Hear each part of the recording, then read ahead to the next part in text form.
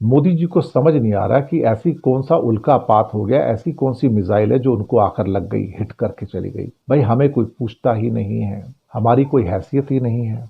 इसके अलावा जो भारत और पाकिस्तान की वॉर थी उसके अंदर भी दुनिया हमारे साथ खड़ी नजर नहीं आई। तो अल्टीमेटली ऐसा क्या होगा कि वो सारा का सारा जो एक मैजिक था, ऑरा था, जो पिछले 10 सालों से चला आ रहा था, वो अचानक से कैसे गायब हो गया।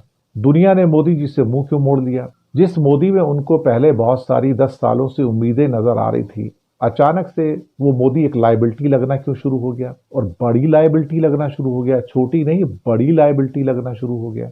मुझे लगता है कि इसके ऊपर भी विचार करने की जरूरत है। जब भारत और पाकिस्तान का युद्ध हुआ तो किसी भी देश ने खड़ा होकर हमारा समर्थन नहीं किया, दूर से बैठ के आग सेकते रहे। भारत को उम्मीद थी कि शायद कुछ देश हमारा समर्थन करेंगे, जो थोड़ा बहुत आउटसाइड समर्थन आया भी सिर्फ इजराइल से आया, इसके अलावा और कुछ भी नहीं था। दुनिया का कोई बड़ा देश, कोई संगठन, वो सारे 70-80 देश जिनकी मोदी जी यात्राएं कर करके पपियां जफियां पाया करते थे, वो सारे देश भी सारे के सारे खफा होकर दूर चले गए। बिस्मिल्लाहिर्रहमानिर्रहीम, अस्सलाम वालेकुम नाज़रीन, आप देख रहे हैं ग्लोबल अफेयर और मैं हूं मोहसिन नाना। नाज़रीन, इस वक्त ईरान और इजराइल के दरमियान जो जारी जंग थी ये ख़त्म हो चुकी है। सीज़ फायर इस वक्त दोनों ममालिक के दरमियान चल रहा है। मगर नाज़रीन, इस जंग के बाद क्या अब एक बार फिर से पाकिस्तान और भारत के दरमियान जो जंग है ये छिड़ने का ख़तरा मंडला रहा है? क्योंकि भारतीय सरकार की तरफ से मुसलसल नाज़रीन भारतीय ऑफिशियल्स की तरफ से कहा जा रहा है कि operation Sindoor is not over. क्या अब भारतीय फ़ौज ने या भारतीय सरकार ने ऑपरेशन सिंदूर 2 लॉन्च करने की तैयारियां अपनी शुरू कर दी हैं?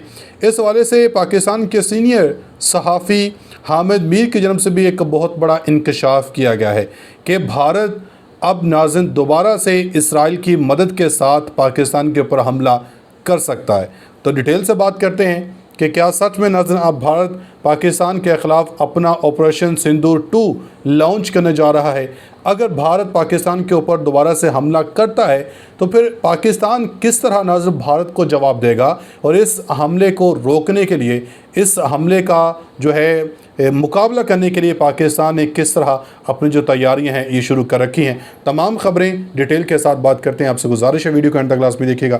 अगर आप लोगों ने अभी तक हमारे इस यूट्यूब चैनल को सब्सक्राइब नहीं किया तो सब्सक्राइब लाजमी कर दें, साथ बने बेल आइकन को दबा दें ताकि हर नई आने वाली वीडियो आप तक आसानी से पहुँचते रहे।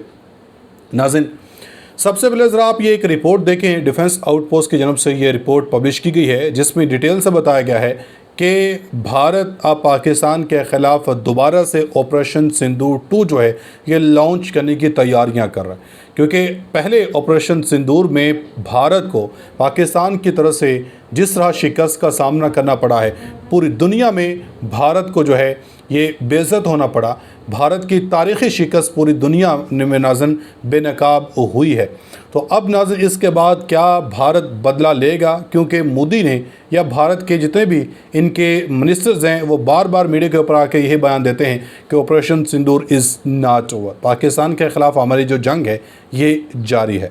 आप ज़रा ये रिपोर्ट देखिए, उसके बाद फिर बात करते हैं। इंडिया जो है वो दोबारा अटैक कर सकता है, दोबारा से ऑपरेशन सिंदूर को लॉन्च कर सकता है। तो मैं आपको डायरेक्ट एक बात बताऊंगा कि अगले 8 से 10 महीने इंडिया सोच भी नहीं सकता पाकिस्तान के ऊपर दोबारा रिटेलिएट करने का, बिकॉज इसकी सिंपल सी लॉजिक है कि एरियल फ्रंट के ऊपर पाकिस्तान अभी भी एक सुपीरियर फोर्स है। ये बात बिल्कुल सही है कि कुछ ऐसे एरियाज हैं जहां पर हमें इंप्रूवमेंट की जरूरत है, लेकिन सेम केस जो है वो 10% और इजाफे के साथ इंडिया की साइड पे भी है। इवन उनकी शॉर्ट कमिंग जो है वो हमसे भी ज्यादा है। इंडिया पाकिस्तान स्टैंड ऑफ के दौरान जो एक मेन एरियल फ्रंट था जहां पर दोनों कंट्रीज का डायरेक्ट आमना सामना हुआ है, वहां पर पाकिस्तान ने आप सबको पता है कि किस तरह का स्कोर निकाल के दिया है। 6-0 स्कोर है जो कि दुनिया में remarkable air to air battle का स्कोर है मॉडर्न टाइम्स के अंदर। और अभी भी इंडिया ने जो एयरक्राफ्ट लूज किए हैं हो सकता है इनकी तादाद इससे भी ज्यादा है। 7 मई के बाद जो कुछ हुआ उसको आप स्टेलमेंट कह सकते हैं, उसको आप बराबर बराबर कर सकते हैं कि इंडिया ने हमारी जो है वो 4 से 5 एयर बेसिस के ऊपर अटैक किया, वहां पर डैमेज भी हुआ, और साथ ही साथ फिर पाकिस्तान ने जब अटैक किया ऑपरेशन बुनियानो मरसूस के तहत, तब हमने 25 से 30 जो इनकी मिलिट्री बेसिस हैं उनके ऊपर कंफर्म इम्पैक्ट जो है वो अचीव किया। तो 50-50 तो इनके साथ जो है वो 7 मई के बाद भी नहीं हुआ, लेकिन अगर हम इसको 50-50 भी कर लें तो फिर भी जो 7 मई के दिन बैटल हुई थी वहां पर पाकिस्तान की एक क्लियर विक्ट्री थी, जो कि दो चीजें बड़ी वाज़ह करता है कि एक तो हमारे पास इक्विपमेंट अभी भी सुपीरियर है कैपेबिलिटी वाइज, और हमारी जो मैन पावर है वो भी ज्यादा प्रोफेशनल है, वो भी ज्यादा वेल ट्रेंड है, जो कि ये चीज इंडिया के केस में बहुत ही ज्यादा डाउटफुल है। तो ऐसी सिचुएशन में इंडियन पब्लिक जो है वो बातें कर सकते हैं कि हम लोग ऑपरेशन सिंदूर फेज 2 स्टार्ट करने वाले हैं, लेकिन उनकी जो मिलिट्री है वो किसी तरह से भी इस पोजीशन में नहीं है कि वो पाकिस्तान के केस में किसी भी रिटेलिएशन को कंटिन्यू रख सकें। तकरीबन 1 से 1.5 साल या इससे भी ज्यादा टाइम इनको अपनी कैपेबिलिटी को इंक्रीज करने में, पाकिस्तान के बराबर में लाने में टाइम लगेगा, और जब तक ये टाइम आएगा तब पाकिस्तान एयरफोर्स वैसे ही 5th जनरेशन और नेक्स्ट जनरेशन कैटेगरी के प्लेटफॉर्म्स को इंडक्ट कर चुकी होगी। तो इंडिया की ये जो विंडो है पाकिस्तान के ऊपर अग्रेशन दिखाने की, ये बिल्कुल ही क्लोज हो जाएगी। अभी इंडिया जो है वो ईरान और इजराइल वाली सिचुएशन को लेकर काफी ज्यादा पम्प्ड अप है, लेकिन मैं आपको ये बताना चाहता हूँ कि ना तो इंडियन एयरफोर्स इजराइल एयरफोर्स जितनी ज्यादा केपेबल है, और ना ही पाकिस्तान एयरफोर्स जो है वो ईरानियन एयरफोर्स जितनी कमजोर है। हाँ, नेवल डोमेन में ये कुछ करने की कोशिश कर सकते हैं, वहां पर इनके पास सॉलिड कैपेबिलिटी मौजूद है, लेकिन अगेन फिर कुछ ही महीनों के अंदर हम हंगोर क्लास की सबमरीज को इंडक्ट करने वाले हैं, जिससे कैपेबिलिटी वाइज पाकिस्तानी नेवी की जो फायर पावर है उसमें एक ड्रास्टिक इंक्रीज आएगा, और क्रेडिबल डेटरेंस जो है वो हम इंडियन नेवी के खिलाफ भी पुट ऑन कर पाएंगे। तो सिंदूर 2 क्या सिंदूर 3 क्या, जो भी ये ऑपरेशन लॉन्च करेंगे हम सबको पता है कि वो किस तरह से उसका रिजल्ट निकलेगा। बाकी मुझे इतनी कुछ ज्यादा एक्सप्लेन करने की जरूरत नहीं है।